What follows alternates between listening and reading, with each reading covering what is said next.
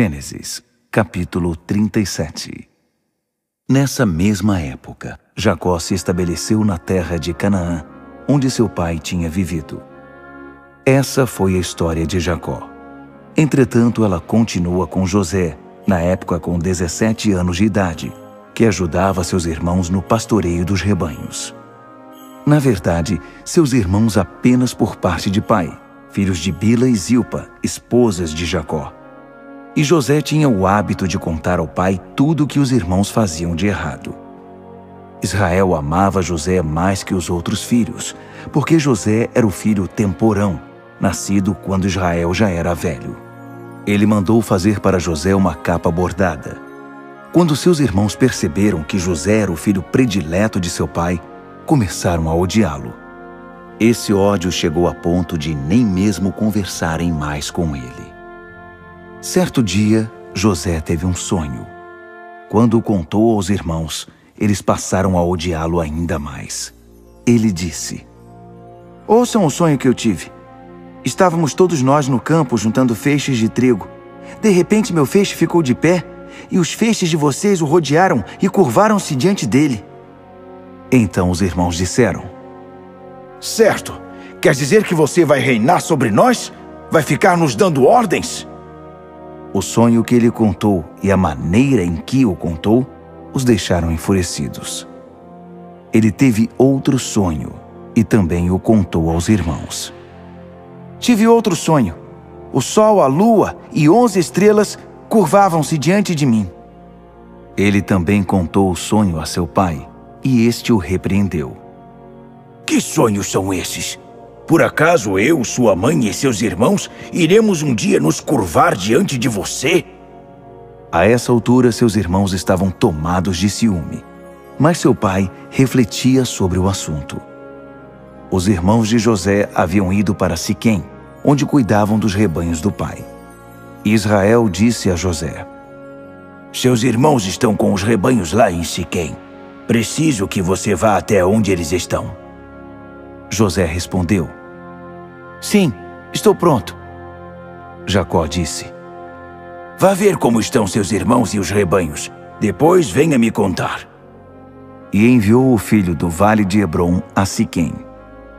Um homem encontrou o rapaz andando a esmo pelos campos e perguntou: "O que você está procurando?" "Estou tentando achar meus irmãos. Você sabe onde eles estão cuidando dos rebanhos?" O homem respondeu: "Eles já se foram daqui, mas eu os ouvi dizer, vamos para Dotã." José prosseguiu em sua busca e, de fato, encontrou os irmãos em Dotã. Os irmãos de José o reconheceram de longe e acharam que era uma boa oportunidade para se livrarem dele. O plano era este: "Lá vem o sonhador. Vamos matá-lo e jogá-lo numa dessas cisternas velhas.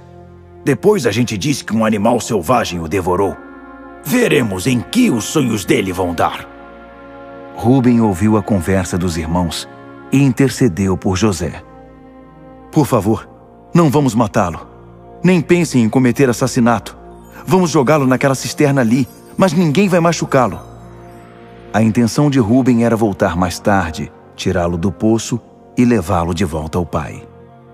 Quando José chegou ao local em que estavam os irmãos, eles o agarraram, arrancaram dele a capa bordada e o jogaram na cisterna. O reservatório estava seco, não havia nem mesmo um pouco de água para beber.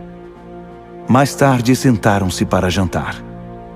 De repente avistaram uma caravana de ismaelitas que vinha de Gileade com os camelos carregados de especiarias, óleos e perfumes para vender no Egito. Judá sugeriu: "Irmãos, o que vamos ganhar se matarmos nosso irmão e ocultarmos as provas? Vamos vendê-lo para os ismaelitas em vez de matá-lo.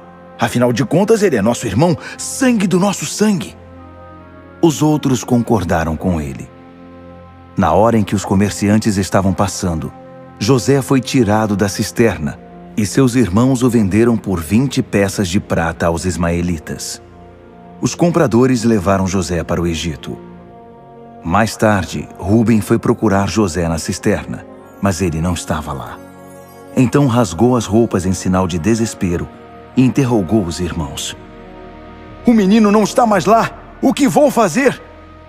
Eles pegaram a capa de José, mataram um bode e mergulharam a capa no sangue. Levaram de volta a bela peça de roupa ao pai e disseram: Achamos isto! Olhe para ela!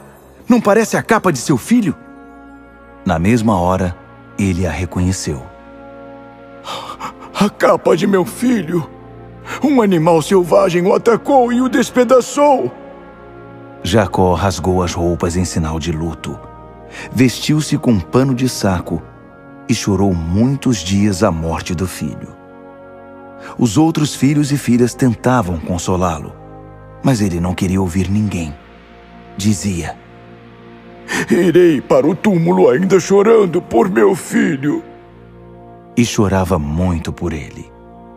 No Egito, os midianitas venderam José a Potifar, um dos oficiais do faraó, administrador da casa real.